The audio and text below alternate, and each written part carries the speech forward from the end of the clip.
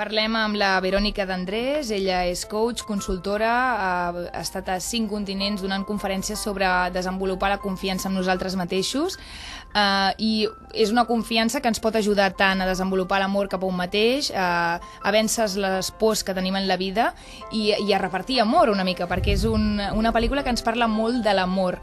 ¿Qué vamos a ver en Confianza?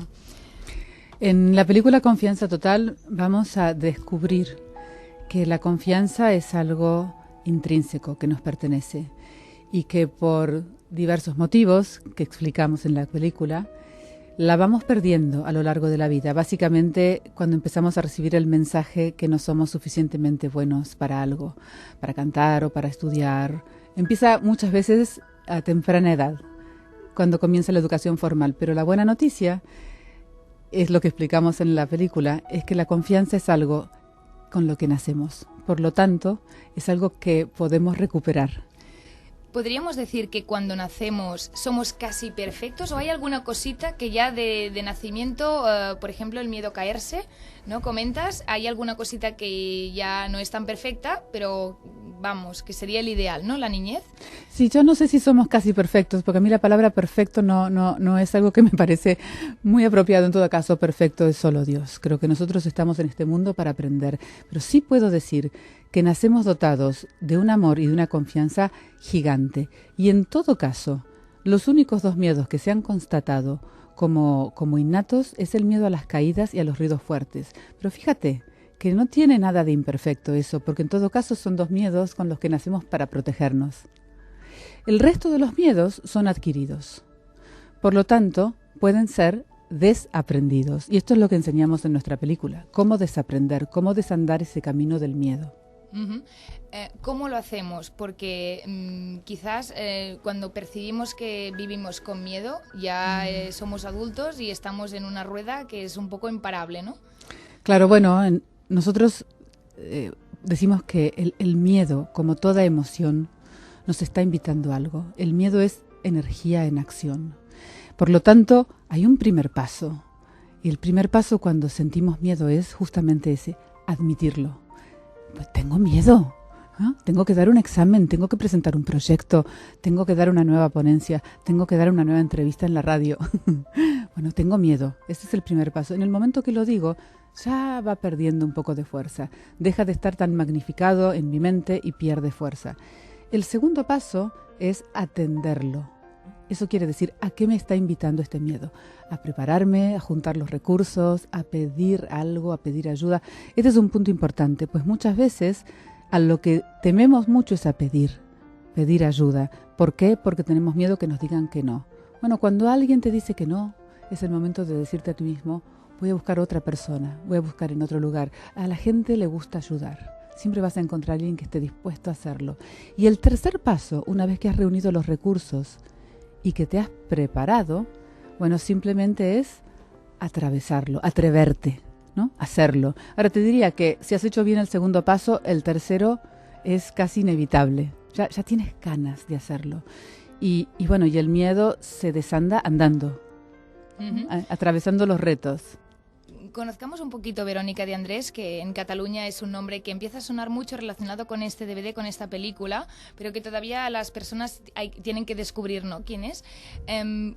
¿Qué miedos, en todo caso, en la vida de Verónica, o qué retos, o qué fracasos, o qué crisis son los que te han ayudado quizás a dotar de este personalismo que tiene tu discurso, a esta experiencia más vital, más de testimonio?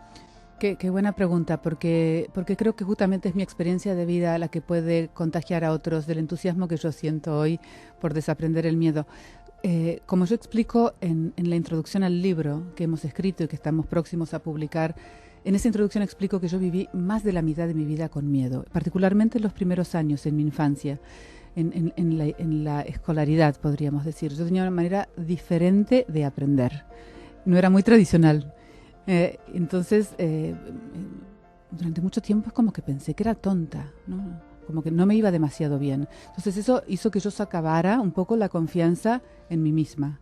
Era más una niña de imaginar, más en la ensoñación, un poquito más de dificultad con lo que tenía que ver con el orden y con la lógica y con la jerarquía. Es decir, hoy en día te lo puedo decir como educadora que soy, que tenía un desarrollo más potente del hemisferio derecho de mi cerebro, más que del izquierdo. Bien, la educación formal no está muy preparada para enseñar a los niños que aprenden de esa manera, o no lo estaba hace muchos años. Hoy todavía estamos un poco más adelantados gracias a las neurociencias.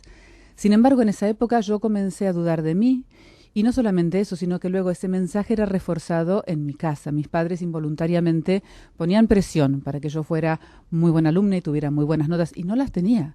Y si las tenía, tenía miedo de no sostenerlas en algún momento. Entonces, para un niño, la etapa del aprendizaje es crucial, ¿no? Tiene mucho que ver con su confianza. Entonces yo tenía todo el tiempo miedo. Bueno, luego a los 17 años quedé huérfana. Imagínate lo que es un niño que queda huérfano. Quedé sola en algún punto en la vida. Y claro, sentí mucho miedo. Sentí esa suerte de soledad. Ahora, te diría hoy que retrospectivamente, mirando todas esas cosas que sucedieron en mi vida, yo diría que fueron esas cosas las que me acuñaron, las que me forjaron la resiliencia y la capacidad de entender lo que le pasa al otro y lo que necesita el otro, y la capacidad de entender cómo la confianza es algo intrínseco y que se puede recuperar y que se gana atravesando retos. Esta capacidad resiliente que desarrollaste desde la infancia y que no sé hasta qué punto tú eras consciente que estabas sacando una fuerza distinta a la del resto de personas. No sé si esto tú ya lo apreciabas, que te estabas haciendo fuerte, no dura como el acero, sino fuerte interiormente. No, en aquella época no apreciaba nada. Me tocaba vivir lo que me tocaba vivir y nada más. Pero fue después, con los años, cuando empecé a tener ciertas inquietudes, ¿no? Que estaban muy relacionadas con la educación, cómo aprende un niño, cómo puede aprender un niño que tiene dificultades. Porque, atención, que no toda mi escolaridad fue un suplicio. Como mostramos en un capítulo de la película, hubo un momento en mi vida, a los 11 años, que conocí a una educadora que vio lo bueno en mí.